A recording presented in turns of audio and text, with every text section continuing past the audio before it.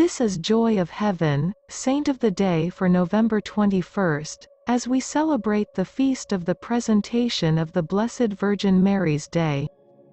The Presentation of Mary is a feast day in the Catholic Church. We know that the Blessed Mother was extremely faithful. We hear about her obedience to God in the Gospels. But what was her life like before the Annunciation? The historical tradition of the Presentation of Mary gives us an understanding of Mary's childhood.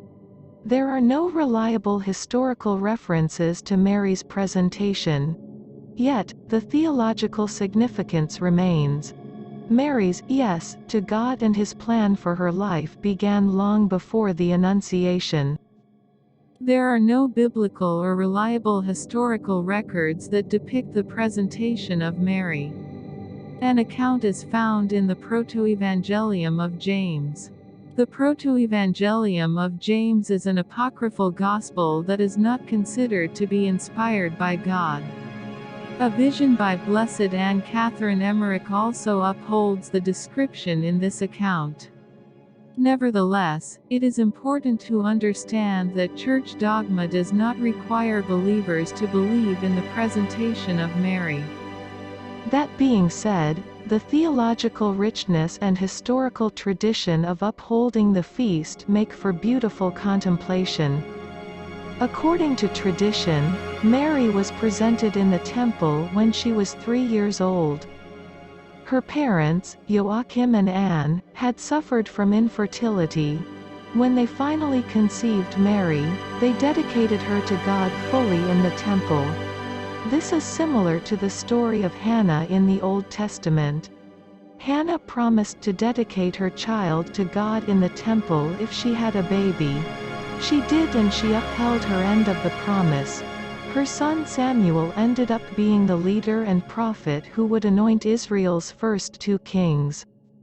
If Mary was presented, she would have lived in the temple growing up. Her whole life would have been dedicated to God's service. As a virgin, she would have served the temple and the priests in all of their needs. She also would have been well versed in scripture and Jewish law. The presentation of Mary connects the Immaculate Conception and the Annunciation. It fills in gaps about what happened to Mary between her birth and the arrival of Gabriel. It also illustrates how the 2 feasts are connected. Mary's conception without original sin was only heightened by her total dedication to God. Thus, her yes at the Annunciation points towards this quality of loving God totally. Additionally, Mary is seen as the new Ark of the Covenant.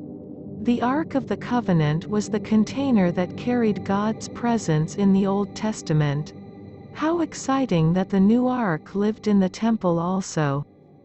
This event cannot be part of church doctrine because it cannot be proven historically.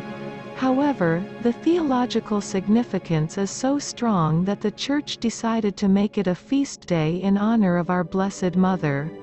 No matter how she was raised, clearly Mary was dedicated to God. Even if it was not formally in the temple, she was certainly offered to God spiritually by her family.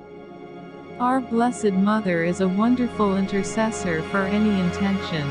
However, you may be particularly drawn to the presentation of Mary Novena if you have a new child you'd like to spiritually dedicate to God.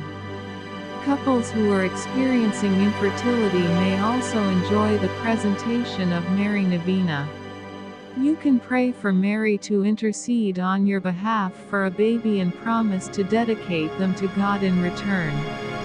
If you are looking to increase your own dedication to God, the presentation of Mary Novena can help you come to understand Mary's own connection to God. Thank you.